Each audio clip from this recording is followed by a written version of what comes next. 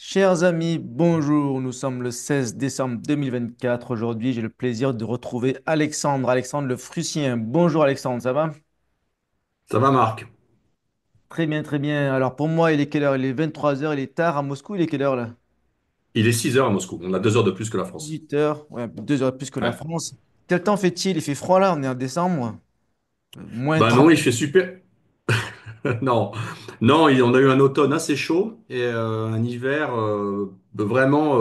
Là, il neige beaucoup, mais il fait pas froid. Il fait -2, -3, -5. Donc, ce qui fait que c'est pas agréable parce qu'en fait, la neige fond sur les routes avec les voitures et ça se transforme en une boue géante. Voilà, donc c'est pas le meilleur moment. Il neige, c'est blanc, mais ça devient vite marron. Malheureusement, il fait Ah pas oui, assez ben, froid c'est un le. petit peu comme la fin de l'hiver, quoi. Je Exactement. me rappelle, j'étais venu L'entrée de l'hiver trop en... tiède, c'est ça. Ouais. Ouais, le début et la fin de l'hiver, c'est pas top. Ce qui est bien, c'est pendant l'hiver ou pendant l'été. Exactement. Voilà. Exact. Ouais, Ouais, j'étais venu, tout à je me fait. rappelle, en mars 2023 à Moscou et c'était, on m'avait dit que ça s'appelait Rasputin, je crois. Enfin, c'est quand ça Rasputin, ça, commence c'est à... ça. Ouais. Et après, c'est un peu dégueu par terre parce que c'est la neige qui fond. Voilà. Exactement. Je te pose cette question parce que je commence à avoir froid. Il fait 16 degrés. Il fait 16 degrés à Hong Kong, là, de nuit. Et donc j'imagine à Moscou, j'ai l'impression qu'il fait très froid. Voilà, voilà. Bon, bref. Venons au sujet. Je suis avec donc Alexandre Le Frussien et je l'ai contacté aujourd'hui parce que j'ai reçu un mail. Je suis abonné à la newsletter et le mail m'a intrigué. Ça m'a donné envie d'en savoir plus. Le mail dit première soirée de rencontre Russe-Patriation. Ce samedi, j'ai réalisé un projet qui me tenait à cœur, une première soirée de rencontre entre les gens que j'ai accompagnés pour venir en Russie et la députée qui est en charge de l'immigration idéologique, Maria Butina. Donc c'est très intéressant, je veux savoir ce qui s'est passé, les gens qui sont venus, qui est cette députée. Et aussi plus loin dans le mail, je vois, je suis en train de monter un club unique pour que les gens puissent tous se rencontrer et s'entraider. C'est un projet qui verra le jour en 2025. Donc je veux tout savoir sur ça, notamment parce que ça correspond aussi avec ce que je fais avec le CFI, le Club français international, c'est-à-dire que qu'on se rencontre, qu'on s'entraide, qu'on se fasse des amis, qu'on fasse du business. C'est sympa, les expatriés à l'étranger, les binationaux, les locaux, créer des liens d'amitié et tout le reste. Voilà. Donc, Alexandre, est-ce que je peux te poser ces questions très simples? Qui sont ces gens? Que Bien font-ils sûr. en Russie? Quel est leur état d'esprit maintenant? Ils sont contents, ils ne sont pas contents, c'est dur, c'est pas dur. Dis-nous tout. Alors, peut-être pour revenir rapidement pour tes abonnés qui ne m'auraient pas suivi. Donc, moi, j'ai une des activités que j'ai en Russie. Je suis entrepreneur, mais j'accompagne les particuliers qui veulent s'installer en Russie. Ils veulent s'installer en Russie pour des raisons idéologiques, civilisationnelles, culturelles, peu importe, linguistiques, morales. Et donc, j'accompagne ces particuliers. C'est des hommes seuls, c'est des couples, c'est des femmes seules, c'est des familles avec enfants maintenant. Donc, je les accompagne sur plusieurs villes de Russie et par le biais de la Ruspatriation que j'ai créée. Et puis, j'ai rencontré la députée qui est en charge de la bonne implémentation du nouveau mécanisme migratoire qui a été mis en place par les autorités russes, qui est ce qu'on appelle l'immigration idéologique.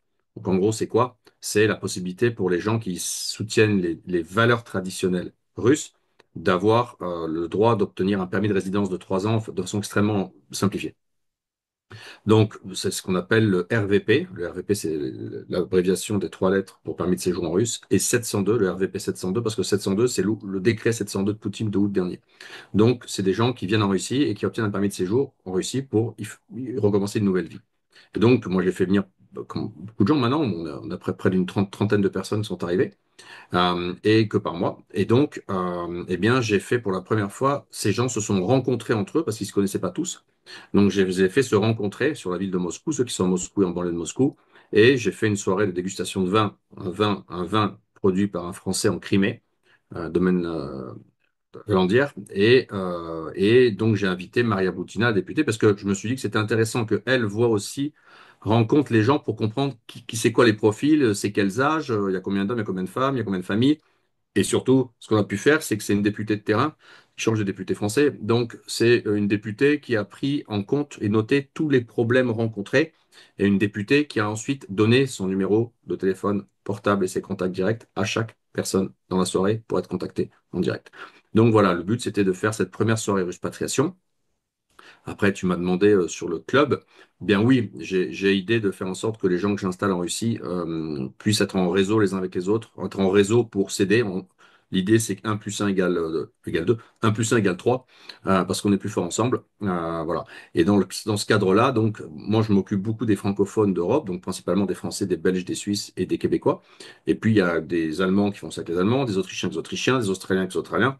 Donc, en fait, quatre étrangers, donc une Allemande, un Autrichien, une Australienne et moi, avons co-créé une ONG qui s'appelle Bienvenue en Russie. L'ONG va avoir pour mission d'accompagner, de mettre de l'huile en fait dans ce nouveau mécanisme idéologique et d'accompagner la masse de gens qui est attendue dans les prochaines années, dans les 2 prochaines années, pour venir déménager et vivre en Russie. Donc, en plus de la expatriation, maintenant, je co-préside cette ONG. Pourquoi une ONG?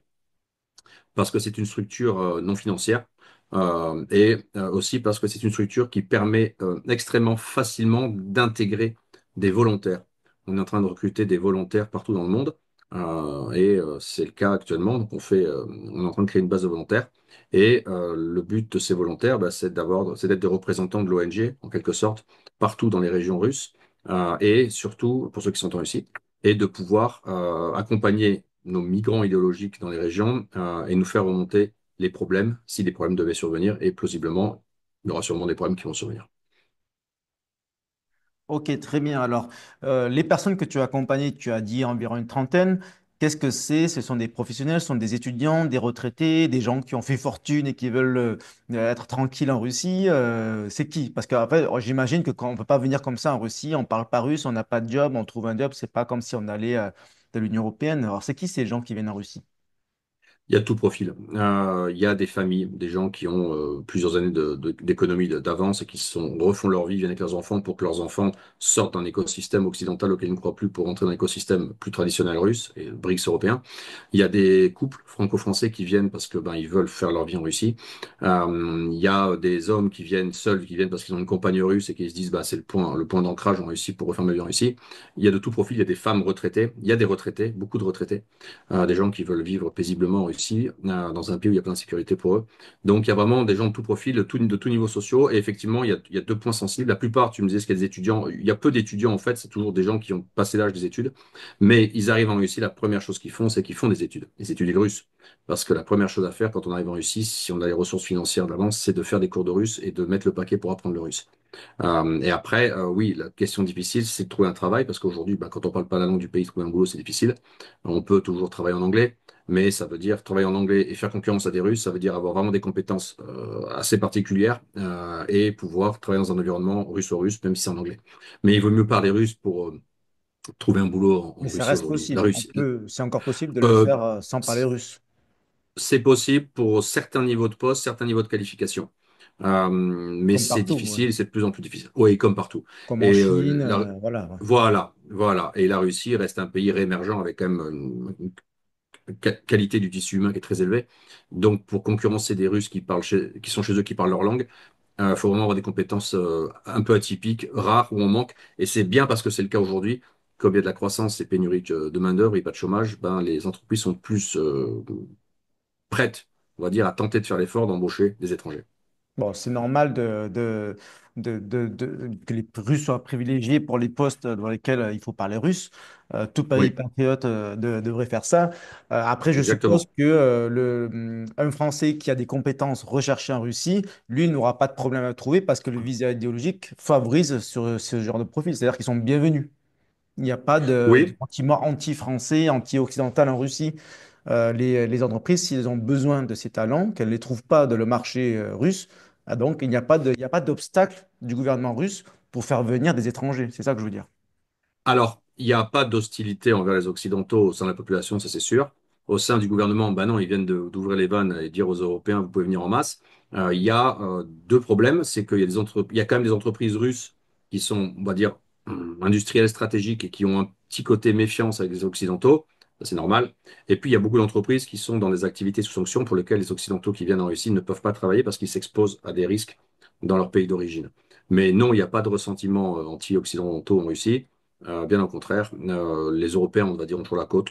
Donc, non, non, il y a plutôt un mouvement d'observation, mais nous, on accompagne, on fait des voyages touristiques en Russie, du tourisme migratoire, c'est du tourisme où on fait de l'immersion, pour préparer les gens avant leur départ en Russie. Et non, on a plutôt des réactions très positives des gens qu'on croise ci et là.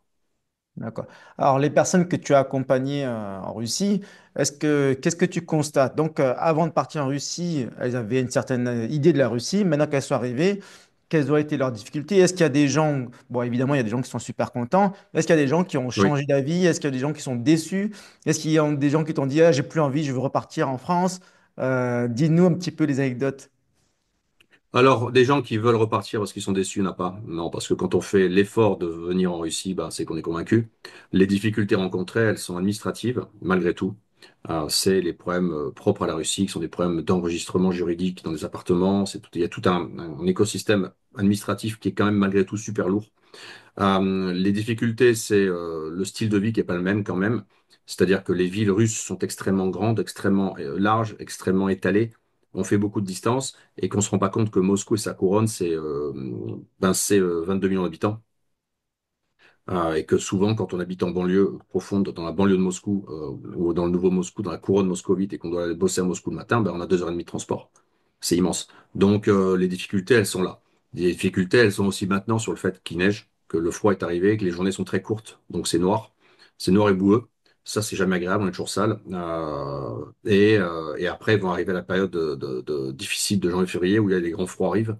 Donc là, ben, ça va être difficile pour la première fois, en fait. Les gens, quand on arrive d'Europe, on ne sait pas, en fait, se comporter ni s'habiller correctement.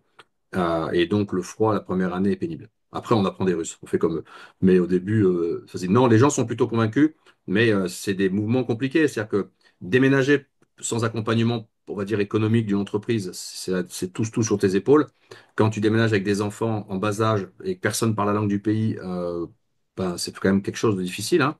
Faut prendre tes repères, faut apprendre comment ça marche, faut apprendre les mots basiques, faut apprendre à faire les courses, faut repérer les magasins qui sont pas les mêmes au niveau des couleurs, des façades, au niveau des noms. Il faut repérer les pharmacies, il faut comprendre comment marche le système médical. Il y a tout à réapprendre en fait. Donc ça, c'est énormément chronophage, surtout parce qu'on ne parle pas la langue. Et en parallèle de ça, il faut apprendre la langue. Donc le déménagement n'est pas quelque chose de simple en général, de toute façon. Le déménagement, au sens, si on n'est pas un expat envoyé par une boîte, tout est encadré.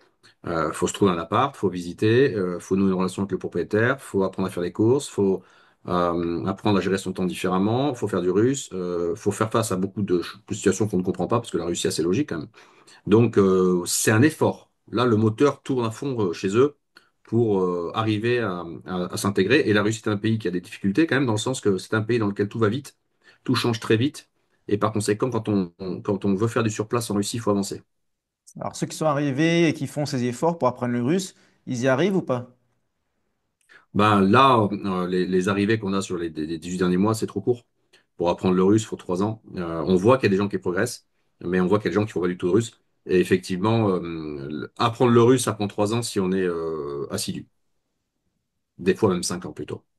Donc quand on a 55 ans, ben, on a le cerveau qui est quand même déjà sédimenté et on apprend moins facilement les langues que quand on a 15 ans.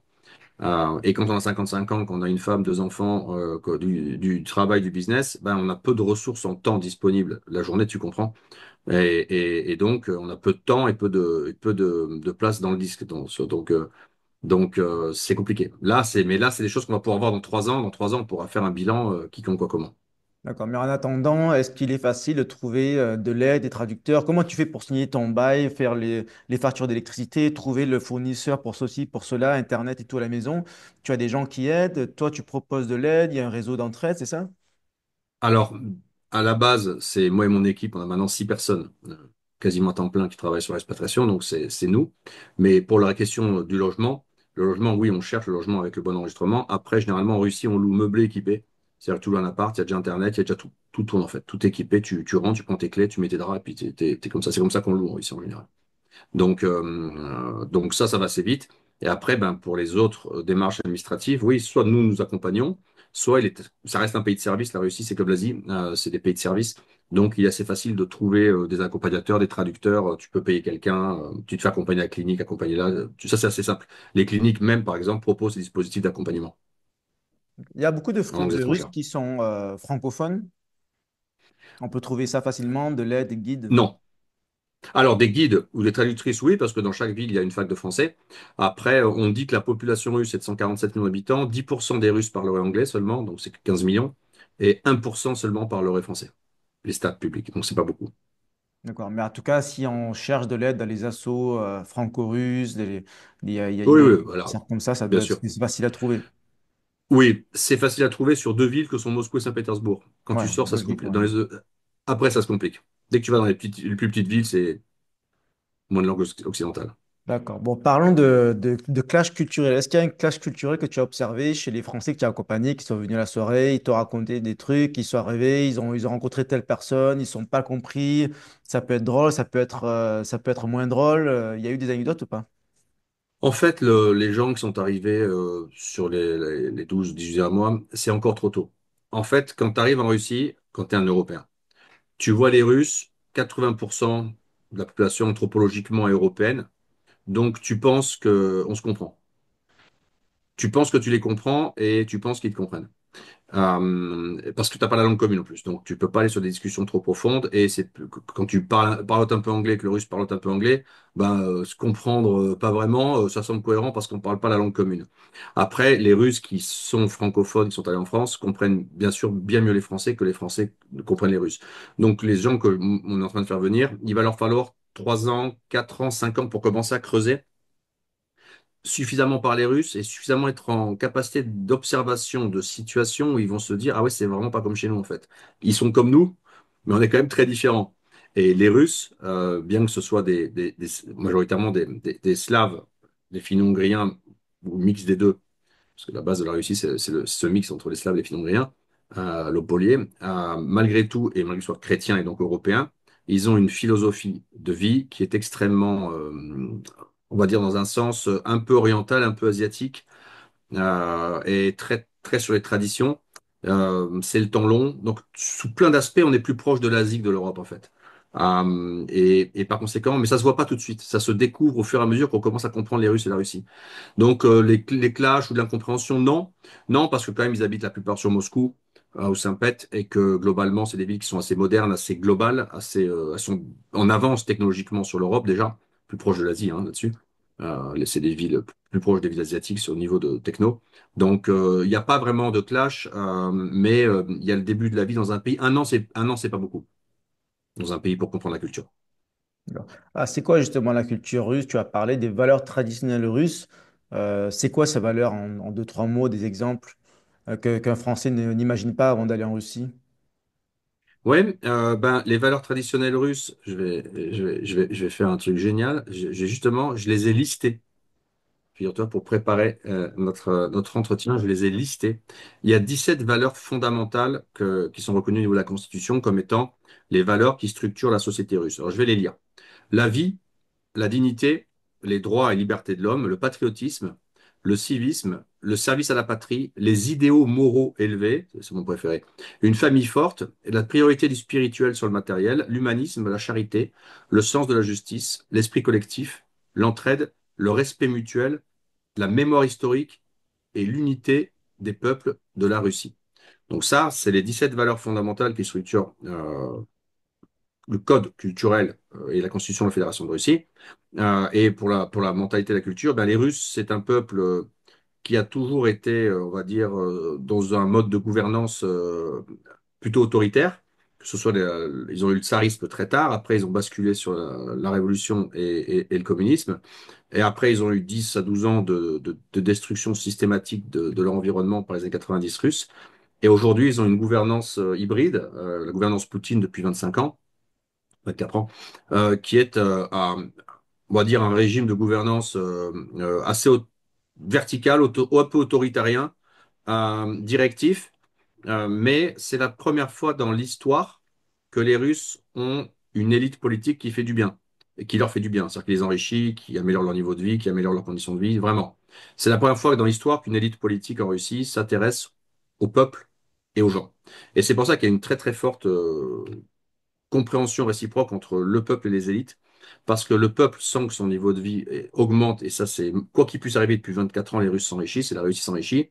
Quoi qu'il arrive depuis 24 ans, il y a moins d'avortements, on vit plus longtemps, les choses vont mieux, tous les indicateurs sont au vert, et puis on va dire quelque chose qui va pas faire plaisir à la gouvernance française, l'élite politique russe en fait vote des lois qui sont les lois qu'attendent profondément le peuple russe. C'est-à-dire que là, il y a un vrai match. Ils votent pas des lois qui vont emmerder les gens, en fait. Donc, il y a vraiment une symbiose très forte, et c'est pour ça qu'en fait, il y a un fort, très très tôt élevé, un taux très élevé de confiance des Russes envers leur gouvernance actuellement. Quelle que soit l'édition de la gouvernance, les Russes font confiance à leurs élites et à Poutine parce que Poutine est comme eux. Donc, comment tu expliques cette symbiose? Tu penses que c'est parce que il y a ces valeurs qui sont listées, ces 17 valeurs, la plupart des Russes y adhèrent et donc le gouvernement, donc c'est pour ces raisons. Pourquoi il n'y a pas de parti d'opposition, etc. Comment ça fonctionne ce système? Alors, la première chose, c'est l'amélioration des conditions de vie. Les Et donc Russes ça ont marche. morflé. Ils ont morflé, les Russes. Donc, quand t'enrichis les gens, quand tu Ils leur sont laisses beaucoup de fâchés. liberté, ouais, ils ont bien compris que ce pouvoir politique-là n'était pas nuisible, au contraire, permettait de vivre mieux. Et donc, ben, ils ont un fort intérêt à le maintenir. Et puis, sur le plan moral, culturel profond, les valeurs dont tu parlais, les valeurs listées, c'est les valeurs qu'ont les Russes. Les Russes sont extrêmement superstitieux, ils sont extrêmement patriotes, ils sont extrêmement croyants, du moins culturellement. Donc ça marche. Pourquoi il n'y a pas de parti d'opposition? Ben, la première des raisons, c'est qu'il n'y en a pas besoin. Donc, s'opposer à la gouvernance russe aujourd'hui, je me suis souvent posé cette question, mais quel homme politique pourrait avoir un discours qui pourrait en fait être plus intéressant quand on est russe que celui de Vladimir Poutine. Poutine est à la fois libéral et conservateur, il est à la fois de droite et de gauche, dans le bon sens du terme, il est à la fois moderne mais traditionnel. Donc en fait, tous les spectres du champ politique potentiel qu'on peut imaginer, gauche-droite, libéraux, progressistes, je sais pas, peu importe, tout ça est dans la gouvernance russe actuelle. Il y a tous les champs en fait. Il n'y a pas de place pour un quelconque narratif d'opposition, parce que tous les champs, c'est à 90%, c'est occupé. Et puis, en tâche de fond, chaque année, ça va mieux, on s'enrichit, on vit mieux. Des bonnes nouvelles, les villes se développent, les infrastructures sont améliorées, les hôpitaux, ça va mieux. Et c'est visible à l'œil nu. Tu le vois chaque année. Donc, il y a un redémarrage de la Russie, une espèce de réémergence inexorable que ni une guerre, 20 000 sanctions, rien ne peut l'empêcher, en fait. C'est inexorable, c'est comme si c'était le destin qui agissait, en fait. Alors, tout à l'heure, tu as parlé du communisme. Qu'est-ce qui reste du communisme en Russie? Est-ce que c'est encore un pays un petit peu communiste sur certains aspects? Comment tu définis le mode le régime russe? Est-ce que c'est capitaliste? Est-ce que c'est communiste? Tu as dit que c'est gauche, c'est droite, c'est quoi? Moi, je le qualifierais comme un régime capitaliste d'État, c'est-à-dire un peu comme la Chine. Ouais, C'est-à-dire c'est ce que qu'il y j'allais dire, a, c'est un peu comme la Chine. Ouais. ouais, il y a du business privé beaucoup partout. À Moscou, un Russe sur 10 entrepreneur et indépendant, c'est quand même beaucoup, hein. C'est plus qu'en France. Mais il y a des pans sacrés, protégés, essentiels, fondamentaux pour la sécurité de l'État qui sont sous contrôle de l'État, directement ou indirectement. Donc c'est du turbo-capitalisme étatique. Du communisme, il reste quelque chose parce que il reste une génération qui a vécu le communisme, mais qui va disparaître. Il reste surtout le fait que Poutine, enfin les élites russes, ont réussi, je pense, à faire en sorte de créer une fusion entre le fait que le communisme et notre histoire, elle nous appartient. Donc c'est pas cancel culture, on refuse, on n'en parlera plus, on a honte, pardon. Non, ouais, c'était chez nous, comme disait Poutine, celui qui regrette le communisme n'a pas de tête, c'est un idiot, mais celui qui ne regrette pas le communisme n'a pas de cœur. C'est fallait y penser. Ah d'accord, c'est pas bête comme ça, tout le monde Hein? comprend. Tout le monde voilà, tout le monde ensemble. Donc en fait, sinon, non, il reste peu de chance. La Russie, c'est un pays assez moderne, digitalisé, avec des impôts faibles. Mais il reste quelque chose, à mon avis, qui date du communisme et que moi je trouve extrêmement important et qu'on a perdu en Europe. C'est la puissance des structures d'État, la puissance des structures de sécurité, la puissance des structures de contrôle, la puissance de l'administration des services publics, en fait. C'est-à-dire que les trains sont même en retard, les hôpitaux sont ouverts 24/7. En fait, ça marche. Donc, il y a des gros corps constitués d'État, mais qui restent souverains, puissants. Et ça, à mon avis, ça traduit une forme de... Ça, à mon avis, ça vient du communisme. La toute-puissance des structures d'État. D'accord, intéressant. En parlant d'idéologie, euh, Je sais tu sais qu'on parlait beaucoup de wokisme, de personnes qui fuient un petit peu la décadence de l'Occident. Et je voulais qu'on parle un petit peu de l'élection de Trump aux États-Unis. Est-ce que ça change quelque chose pour toi? Est-ce que ça change quelque chose pour la Russie? Il y a des questions que je me posais. Par exemple, à l'époque, je me rappelle, Poutine avait dit qu'il soutenait Biden. Et d'ailleurs, je vais toujours voulu te poser la question, j'ai jamais eu l'occasion, voilà, je te la pose. Est-ce qu'à l'époque c'était vrai? Est-ce que c'était juste pour faire que les gens n'écoutent pas Poutine et finalement votent pour Trump? C'était quoi sa stratégie? Qu'est-ce qu'il pensait vraiment? Et qu'est-ce que les Russes Non, pensent? Et toi, qu'est-ce que tu penses? Dis-nous, quel est l'impact de l'élection américaine sur la Russie? c'est une bonne question. Je pense que la façon, alors, je ne peux pas penser à la place de Poutine. Je pense que la façon dont les démocrates menaient leur politique de soutien militaire à l'Ukraine était une grille linéaire et lisible pour les Russes. Et une grille à laquelle on assiste actuellement où la Russie avance très fortement sur le point de vue militaire. Bon, et les vagues de sanctions étaient prévisibles, étaient lisibles, ont été absorbées. Donc dans un sens, je pense que le maintien de tout ça pour la Russie, ça fait 3 ans qu'ils s'organisent en face de ça. Là, il y a une nouvelle gouvernance qui arrive. Donc, on ne sait pas ce qui va se passer. On dit beaucoup, Trump va arrêter la guerre, Trump, c'est ça, mais il faut que Poutine accepte aussi, parce que c'est pas Trump qui décide. Et là, on ne sait pas quel peut être le comportement et le côté, on va dire, un peu facétieux de Il n'aime Trump, pas parce que tout est possible. l'incertitude. Ah non, exactement. Et donc là, du coup, il y a une vraie question. Après, voilà. Donc après, au sein des élites, voilà, au sein des médias, on a senti que l'élection de Trump avait été vue en Russie de façon assez favorable. Parce que ben, c'est la première fois que le dirigeant clé de soutien à l'Ukraine dit stop, on va arrêter les frais. Donc ça veut dire que la guerre va s'arrêter, mais devrait s'arrêter. Mais à quelles conditions? Et ça, c'est un autre problème. Donc globalement, l'élite russe a plutôt semblé être un peu plus intéressée et ouf, rassuré par, entre guillemets, le fait qu'il va y avoir un changement, mais il y a quand même un doute sur savoir est-ce que ça va être un changement dans le bon sens ou une aggravation dans le mauvais sens. Ça peut mal se goupiller, je pense. Il peut y avoir les deux. Après, moi, je suis un peu plus optimiste que pessimiste pour la Russie avec l'élection de Trump. Je pense que Trump s'est compté. C'est un pragmatique et c'est ce qu'il faut. Pour l'Amérique, je pense que c'est une excellente nouvelle. Est-ce que l'ampleur du chantier est gérable? Il est âgé. Euh, parce qu'à la prochaine élection, c'est pas les démocrates qui repassent. Donc moi, je pense que l'immigration idéologique, elle va pas s'arrêter d'occidentaux et d'américains vers la Russie parce que c'est pas en 2 ans, 3 ans que bah, la banque est ruinée, tout est ruiné, le pays est ruiné, donc tout reconstruire, ça va prendre 2 ans. On a vu en Russie, ça fait 25 ans, et il faudra encore au moins 25 ans. Donc il faudrait une gouvernance de 50 ans aux États-Unis pour tout remettre à zéro. Et le système ne le permet pas, en fait. C'est drôle ce que tu me dis parce que j'avais posé la question en Chine. Avant Mhm. l'élection de Trump, peut-être 2 semaines avant, il y avait une conférence sur l'économie chinoise et j'avais posé la question, quel serait l'impact d'élection ou pas de Trump? Qu'est-ce que vous en pensez? Et ensuite, bien entendu, il m'a pas répondu clairement, mais il m'a dit, ce qui est bien avec Biden, c'est qu'on sait ce qui va se passer, on connaît les sanctions qu'il met, etc. Mais avec Trump, on ne sait pas ce qui va se passer. Il peut inventer une nouvelle taxe, etc. Et donc, c'est la même chose. La même Ce qui chose. n'aime pas, c'est l'incertitude. Ouais. Exactement. Exactement pareil, la Chine et la Russie, là-dessus, sur plein de sujets, en fait, je vois de façon de voir, sont très similaires. Il y a quelque chose, en fait. Et oui, c'est exactement ça que on sent ici. Ok. En tout cas, au niveau des demandes, des Français qui sont curieux, qui veulent venir, tu vois qu'il y a toujours autant d'enthousiasme. Parce que je me disais peut-être que quelque part, il y a des Français qui réfléchissaient à s'exiler, à aller en Russie ou en Chine ou ailleurs. Et comme ils ont vu que Trump est élu, ils ont un nouvel espoir à l'Occident. Ils vont peut-être immigrer aux États-Unis plutôt. Ils vont annuler leur voyage en Russie. Peut-être que c'est pas bon pour ton business, je ne sais pas.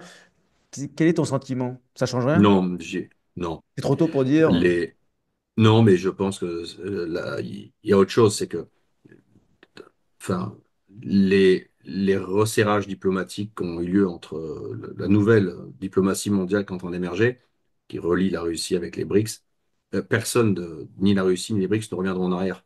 Le nouveau monde s'écrit là, je veux dire. Les économies occidentales sont ruinées, elles sont en guerre, elles sont en sanctions, elles sont en stress. Et je pense que les gens ont compris ça. Les gens ont compris que les États sont endettés à un niveau, c'est irrécupérable. Il n'y a pas d'avenir. Il y a des zones, si on parle de l'Europe de l'Ouest, on est tous les deux quand même européens, on est sur des pays ruinés, dans des zones sans énergie, dans des zones sans industrie et dans des zones soumises au chaos migratoire et à des élites chaque fois plus incompétentes. C'est le cocktail pour que ça pète. Donc, penser que parce que Trump est élu, il a 118 ans, Trump, il peut être mort dans 3 ans. Hein. Tu sais, il est vieux quand même. Poutine a pris le pouvoir, il était jeune. Hein. Donc, et Trump, il peut très bien aussi bien gérer et pour des raisons de fraude, de vote, de corruption, ne pas être élu. On a bien essayé de le tuer, hein, donc tout peut arriver. Et donc, je me dis des Français qui se diraient, bah, c'est cool, papa Trump est là et tout va être réglé. Non, Trump, de toute façon, il va s'occuper de faire ce qu'il peut pour l'Amérique. Et donc, pour sauver l'Amérique, il va falloir qu'elle s'appuie sur quelque chose pour se remonter et elle va s'appuyer sur l'Europe. Donc, de toute façon, moi, je m'occupe peu des Américains et pas des Américains. Je m'occupe des Européens. Et les Européens, de toute façon, vont morfler. Ils vont morfler des BRICS, ils vont les faire morfler. Ils vont morfler de Trump, qui va affaiblir l'Europe. Ils vont morfler de tous les côtés. Donc, moi, je pense que je vois que le flux de gens continue d'augmenter. Les gens, beaucoup de gens qui demandent des questions, qui se posent des questions. L'année prochaine, on va accompagner entre 100 et 200 personnes sur l'année au niveau touristique, plausiblement. Les demandes vont continuer à augmenter. La grande question, c'est d'avoir une structure qui permette de traiter des flux en hausse. Et ça, effectivement, c'est tout l'enjeu de la création de cette ONG. Ok. Et d'ailleurs, au sein de cette ONG, enfin globalement tous les expats qui viennent en Russie, c'est quoi les statistiques? Principalement, c'est qui vient? Est-ce que c'est des Européens, des Français, des Italiens, des Allemands, c'est qui? Alors, si on prend les 47 pays qui sont concernés par ce visa idéologique, donc en gros, c'est tous les pays de l'OTAN sauf la Turquie, quelques pays asiatiques comme la Corée et le Japon, et en Europe, pas la Slovaquie et pas la Hongrie.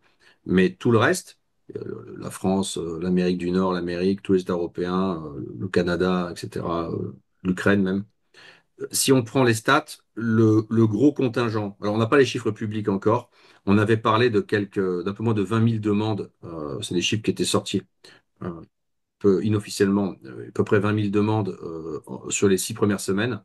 Un tiers, c'est des Allemands, donc le plus gros contingent, c'est les Allemands. Et après, les demandes, c'est américains, australiens. Pourquoi les Là, Allemands? c'est plausiblement parce qu'il y a énormément d'Allemands descendants de Russes, avec l'Allemagne de l'Est, et que c'est des D'accord. gens qui sont devenus allemands, ils ont perdu le russe, mais là, ils ont l'occasion de revenir. Et après, c'est les Américains et les Australiens, c'est assez surprenant. Les Australiens, beaucoup de familles de fermiers qui vont s'installer, mais là, pour le coup, dans la Russie centrale, en Sibérie, et pas du tout vers Moscou, ils cherchent pas les villes.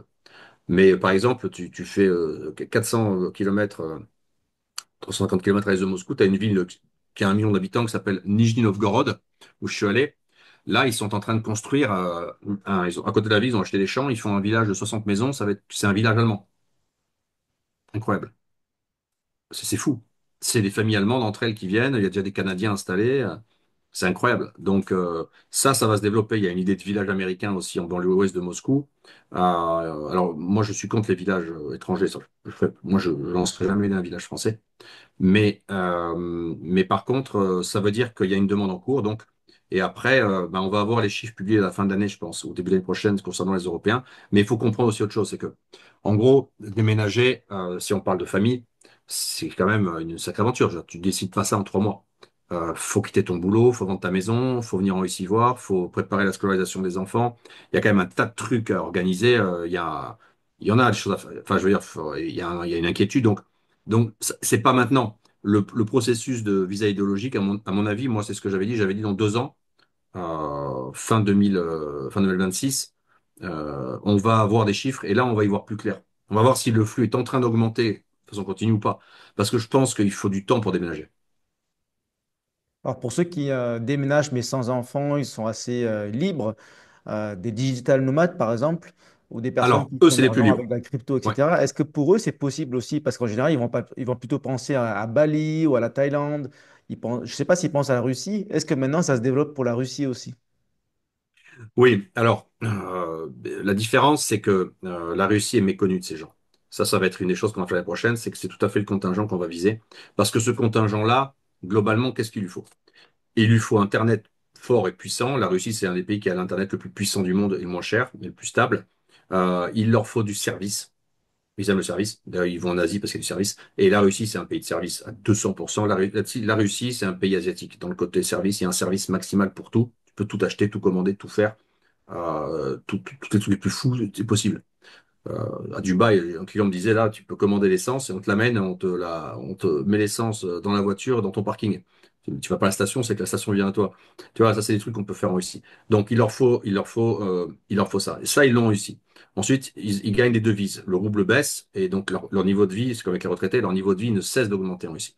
Et après, la quatrième chose, c'est des hommes seuls. Ben, il leur faut des femmes. L'Asie a tout un tas d'avantages, bien entendu. Mais enfin, les plus belles femmes, c'est quand même en Russie. Donc, euh, donc, il y a quand même beaucoup de choses, c'est comme ça. Il y a quand même beaucoup de choses, il y a beaucoup de points qui sont hyper intéressants. La Russie d'il y a 10 ans était peut-être pas attractive, tu vois, mais la Russie d'aujourd'hui, et à mon avis, la Russie dans un an ou deux va être super attractive. Voilà, un des principaux critères pour ces personnes, c'est la liberté et notamment la libre circulation des capitaux. Est-ce que c'est facile d'envoyer de l'argent en Russie, de sortir de l'argent en Russie? Si tu as un compte en crypto, est-ce que tu peux le mettre sur le compte bancaire en Russie? Ça se passe comment? C'est compliqué? Est-ce qu'il faut des VPN? Qu'est-ce qui est bloqué? Qu'est-ce qui n'est pas bloqué en Russie? Qu'est-ce que tu peux dire sur ce sujet? Tout ce que tu veux. Les sanctions bancaires sont un point ultra problématique pour la liberté de circulation des capitaux. Il y a tout un tas de banques dans le monde qui ne n'envoient plus d'argent directement vers la Russie. Comment font les gens? Ben, ils vont dans des pays où il y a des banques qui envoient encore de l'argent vers la Russie. Il y a beaucoup de pays exotiques tiers d'Asie centrale, du Caucase, la Serbie, la Turquie, la Chine, dans certains aspects. Donc il y a beaucoup d'endroits où tu peux mettre de l'argent et le faire transiter vers la Russie. La crypto fonctionne, on peut recevoir de l'argent par la crypto en Russie. Les Russes sont en train de légiférer pour tenter de définir un cadre légal et contrôlable d'utilisation de la crypto.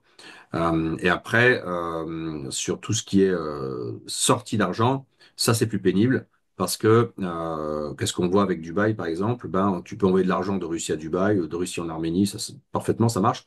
Mais souvent ces banques, après, de Dubaï, d'Arménie et autres, ne veulent pas envoyer d'argent vers l'Europe parce qu'elles n'ont pas la source de provenance des fonds. Ça peut être de l'argent sous sanction ou d'un organisme sous sanction qui arrivait sur ton compte par accident et qui après est renvoyé dans le système bancaire occidental.